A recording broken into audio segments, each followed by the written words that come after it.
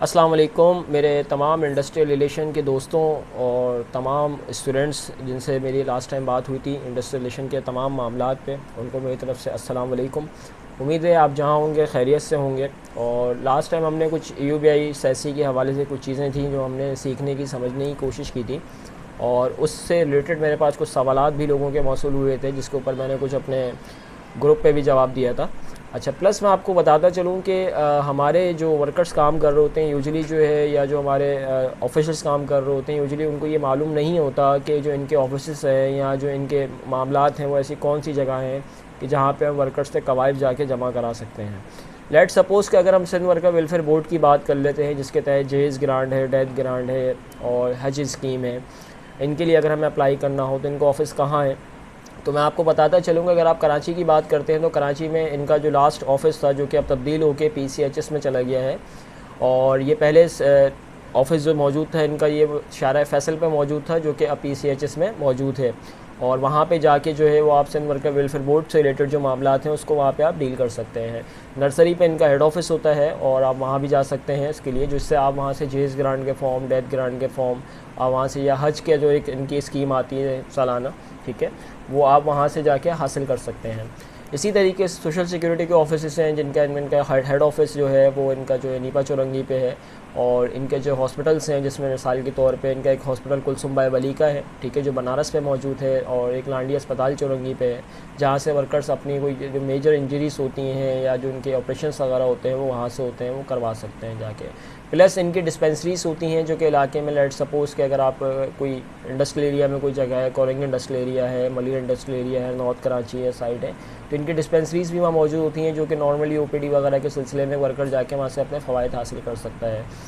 Plus अगर हम आगे चलते हैं इसके अंदर, तो आप इसमें नोट कीजिएगा कि जो इनके रीजनल ऑफिस होते हैं, जैसे कि लेट सपोज़ कि अगर आप लांडी की बात करते हैं तो लांडी में इनका जो है अलकरम टेक्सटाइल से थोड़ा सा हम अगर आगे जाते हैं तो लेफ़्ट साइड पे इनका जो है वो रीजनल ऑफिस है, जहाँ से वर्कर्स जाके उनके जो भी मामलात होते हैं जिसमें कैश बेनिफिट होता है या उनको किसी किस्म की परेशानी होती है, तो वहाँ से जाके वो अपने मामलात को हल करवा सकते हैं। यूजुअली ये तमाम काम जो है किसी भी इंडस्ट्री के अंदर एक वर्कर वेलफेयर ऑफिसर है जो कि अंजाम दे रहा होता है, लेकिन हर इंडस्ट्री के अपनी मुख्तलिफ उनके प्रैक्टिसेस होती हैं और वो अपने हिसाब से उसको मूव कर रही होती हैं।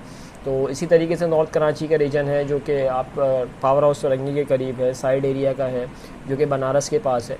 और अगर ऐसी आप यूबीआई ऑफिस की बात करते हैं तो कोरंग इंडस्ट्रियल एरिया में गोदाम चौरंगी में इनका ऑफिस है। आप वहाँ पे जाके जो भी पेंशन के सिलसिले में किसी वर्कर की अगर पेंशन का कोई प्रॉब्लम होता है, कोई मैटर है, कोई मालूमात लेनी है, तो वो वहाँ पे गोदाम चौरंगी में जा सकता है। इसी तरीके से मलिर पे जो है इनका मलिर हार्ट पे है, जो कि बिन कासम रीजन कहलाता है, और वहाँ से जाके वो उनको फॉर्म वगैरह वहाँ से उनको हासिल किए जा सकते हैं। इसी तरीके से इनका एक करीमाबाद पे है, अवामी मरकज़ पे है, नर्सरी पर है, नाज़ाबाद पे है। तो दोस्तों ये वो जगहें हैं जहाँ से अगर आप गूगल पे जाके इनकी तमाम चीज़ें अगर आप जाकर सर्च करें तो आपको बआसानी मिल भी सकती हैं, और आपको अगर कोई ऑफिशियली काम हो और आप उनसे रब्ता करना चाहें तो कर भी सकते हैं। अच्छा, प्लस मैं आपको ये बताता चलूँ कि नॉर्मली होता ये है कि जब यूबीआई पेंशनर जाता है और जाके अपनी मालूमात लेने जाता है तो यूजुअली उसको पता ही नहीं होता कि हमें जो है वहाँ जाना है और जाके हमने क्या करना है, ऐसी कौन सी चीज़ें जो लेके जानी है। तो जो वर्कर वेलफेयर ऑफिसर जो आपके ऑफिस में होता है, जो इंडस्ट्री में काम कर रहे होते हैं, यूजुअली वो गाइड करते हैं। और इवन जैसे कि आपको पहले कहा कि इंडस्ट्री की अपनी प्रैक्टिस होती है और वो अपने हिसाब से इन चीज़ों को मूव करते हैं। तो उम्मीद है इंशाल्लाह कि वो लोग जो अपने इदारों में अपने वर्कर्स के लिए वहाँ अपनी खिदमत अंजाम दे रहे हैं, उनका एक बहुत अच्छा उनके रवाबित होंगे और बहुत अच्छे तरीके से इस मामलात को डील कर रहे होंगे, जिसमें वर्कर को बआसानी तमाम चीज़ें समझ में आए और उनको जो सहूलियात हैं जो कि सिंध गवर्नमेंट की जानिब से दी जाती हैं वो अपनी सहूलियात को बेहतर तौर से हासिल कर सकें। तो ये हमारा लास्ट टाइम का टॉपिक था, तो जिसमें कुछ चीज़ें थी जो मैंने सोचा आपसे शेयर कर लूँ। प्लस आज हम जिन चीज़ों को डिस्कस करने जा रहे हैं वो बड़ी इंपॉर्टेंट चीज़ है, जिसे हम कहते हैं शराइत मुलाजमत का कानून। ठीक है जी, शराइत मुलाजमत का कानून क्या होता है? शराइत मुलाजमत का कानून वो होता है जो कि अगर आप किसी वर्कर को जब किसी इंडस्ट्री में, चाहे वो इंडस्ट्रियल सेक्टर हो चाहे कमर्शियल सेक्टर हो, जब उसको अपॉइंट किया जाता है तो वो शराइत मुलाजमत के कानून के तहत किया जाता है, जो कि कम अज़ कम जो मुलाजमिन के जो हुकूक हैं या जो उनकी ज़िम्मेदारियाँ हैं जो उनको करनी है ड्यूटी के दौरान, ठीक है, वो क्या होनी चाहिए, वो शराइत मुलाजमत के कानून में मौजूद होती है। जो कि अभी मौजूदा सिंध का जो कानून है वो Sindh terms of employment standing order act 2015 का कानून है, जो कि तमाम इंडस्ट्रियल और कमर्शियल सेक्टर्स पे लागू होता है। लेट सपोज कोई ऐसी इंडस्ट्री जहाँ पे 10 या 10 से ज़्यादा वर्कर काम कर रहे हों, वहाँ पे ये शराइत मुलाजमत का कानून सिंध टर्म्स ऑफ एम्प्लॉयमेंट 2015 वहाँ पे अप्लाई होता है। प्लस मैं आपको बता दूं कि इसके अंदर हम कुछ चीज़ें हैं जो कि आज डिस्कस करेंगे। मैं आपको नंबर 1 सबसे पहले कि वो वर्कर्स कौन से होते हैं, उनकी ऐसी कौन सी कैटेगरीज़ होती है जिसे हम क्लासिफिकेशन ऑफ वर्कर्स कहते हैं, और जो कि इस शराइत मुलाजमत के कानून के अंदर मौजूद हैं।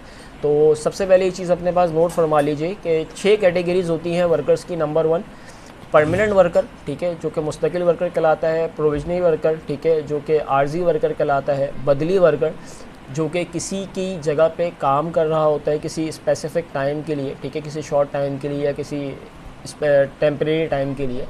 इसी तरीके से अप्रेंटाइज वर्कर होता है। इसी तरीके से आपका कॉन्ट्रैक्ट वर्कर होता है।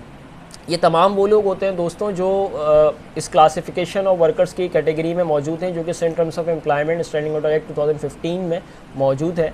अच्छा, परमानेंट वर्कर कौन होता है? परमानेंट वर्कर वो होता है वो शख्स जिसने अपने 3 महीने पूरे कर लिए हों, ठीक है, और किसी भी इंडस्ट्री में अपने 9 महीने से ज़्यादा का अरसा उसने गुजार लिया हो। मैं लेट सपोज मतलब 9 मंथ से ज़्यादा का अरसा उसने अपनी जॉब में पूरा कर लिया हो, वो परमानेंट वर्कर कहलाता है, ठीक है, यानी कि मुस्तकिल मुलाजिम कहलाता है। इसी तरीके से प्रोविजनरी वर्कर जो होता है वो कौन होता है? प्रोविजनरी वर्कर वो होता है जिसको 90 डेज़ से पहले का जो उसका पीरियड होता है, जो उसका वक्त होता है, ठीक है, वो प्रोविजनरी पीरियड होता है। लेट सपोज़ कि अगर हम मान लेते हैं कि कोई शख्स है जो कि विद इन 90 डेज़ किसी इंडस्ट्री में काम कर रहा है, कोई वर्कर काम कर रहा है और वो काम छोड़ना चाहता है, ठीक है, तो वो उसको किसी नोटिस देने की या किसी लीगली तौर पे जो है उसको बताने की कि भाई मैं अगले महीने से नहीं आऊँगा और मैं आपको एक राइटिंग में लिख के दे रहा हूँ, तो उसको इस चीज़ की ज़रूरत नहीं पड़ेगी। वो बिना किसी रिटर्न नोटिस के जो है अपने एम्प्लॉयर को बता के आगाह करके अगर नोटिस दे देता है कि मैं कल से नहीं आऊँगा या रेजिग्नेशन के थ्रू देता है, ये एक अच्छी बात है, इसमें कोई बुराई नहीं है। लेकिन अगर नहीं भी देता तो वो वर्कर उसका पाबंद नहीं है, और ना उसी तरीके से एम्प्लॉयर जो कि आजिर होता है वो इस चीज़ का पाबंद नहीं है। जबकि अगर हम परमानेंट वर्कर की बात करते हैं तो परमानेंट वर्कर अगर कभी रिज़ाइन करना चाहे अपने एक्सीडिंग पीरियड पूरे होने के बाद, आफ्टर 3 मंथ्स पूरे होने के बाद, ठीक है, तो उसको 1 मंथ नोटिस पे रिज़ाइन करना पड़ेगा। अगर वो ऐसा नहीं करता तो उसको अपने 1 महीने की तनख्वाह से दस्तबरदार होना पड़ेगा, या अगर एम्प्लॉयर उसको अपने पास से आजिर अपने पास से अगर उसको निकालना चाहे तो उसको 1 माह पहले आगाह करेगा, और नहीं करेगा तो उसे 1 माह की पेशगी तनख्वाह देगा। तो दोस्तों ये परमानेंट वर्कर और टेम्परेरी वर्कर की बाज़त प्रोविजनरी वर्कर की जो ये तारीफ़ थी।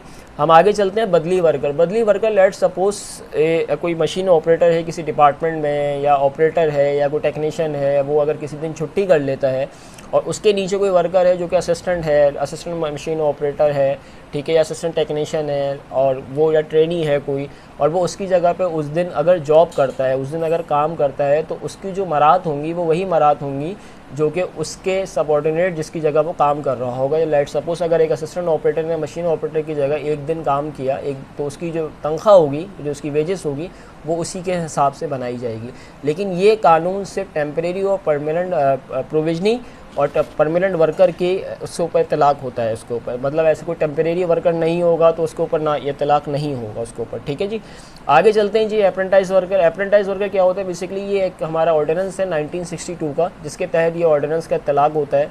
यूजुअली ये जो ऑर्डिनेंस के तलाक उन लोगों पे होता है या ये उन वर्कर्स के लिए होता है जो यूजुअली पढ़ रहे होते हैं। लेट सपोज किसी ने इंटर किया हो, किसी ने ग्रेजुएशन किया हो, वो पढ़ रहा हो, और उनको एक स्पेसिफिक टाइम के लिए बेसिकली ट्रेनिंग का एक सिलसिला होता है जो कि उनको दी जाती है, और इसके पूरे क्लॉजेस मौजूद हैं। अगर आप अप्रेंटिस का कानून पढ़ें तो उसके अंदर आपको मिलेगी। लेट्स सपोज के तौर पे कि अगर मिसाल हम ले लेते हैं कि कोई कंप्यूटर ऑपरेटर है, कोई इलेक्ट्रिशियन है, कोई ट्रेनी है, कोई मेंटेनेंस साइट पे चले जाते हैं, इलेक्ट्रिकल साइट पे चले जाते हैं, ये तमाम वो लोग होते हैं जो वहाँ पे ट्रेनिंग लेते हैं, जो कि मैक्सिमम इनका पीरियड होता है वो होता है इनका 2 साल का, और मिनिमम इनका जो होता है वो 1 साल का होता है, ठीक है जी। और उनका एक बाकायदा कॉन्ट्रैक्ट होता है, और कॉन्ट्रैक्ट के थ्रू अप्रेंटिसशिप की मुलाजमत दी जाती है।